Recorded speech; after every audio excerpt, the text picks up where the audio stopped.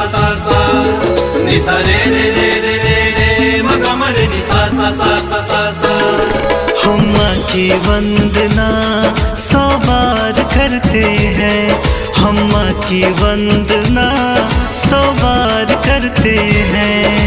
माँ के इस पावन चरणों का ध्यान करते हैं, माँ के इस पावन चरणों का ध्यान करते हैं।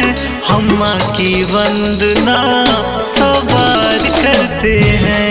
हम माँ की वंदना 100 बार करते हैं, हम माँ की वंदना 100 बार करते हैं।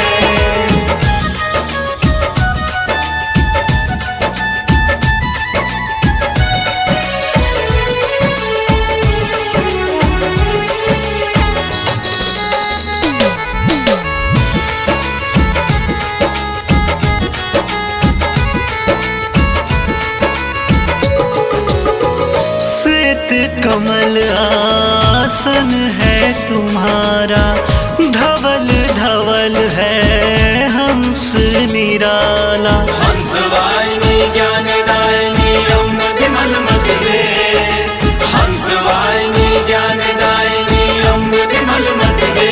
हो श्वेत कमल आसन है तुम्हारा, धवल धवल है हंस निराला। माँ के अद्भुत रूप का गुणगान करते हैं, माँ के अद्भुत रूप का गुणगान करते हैं। हम माँ की वंदना 100 बार करते हैं।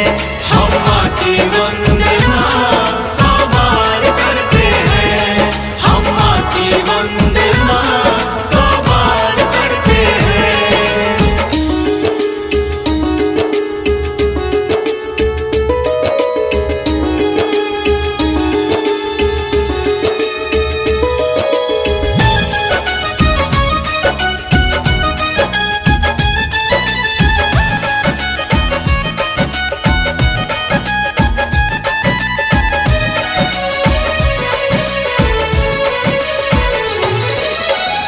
नीचे ही जो तुमको ध्यावे, संयम सत्य स्नेह वो पावे।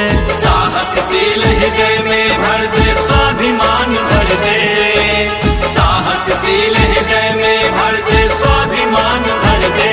हो नीचे ही जो तुमको ध्यावे, संयम सत्य स्नेह वो पावे।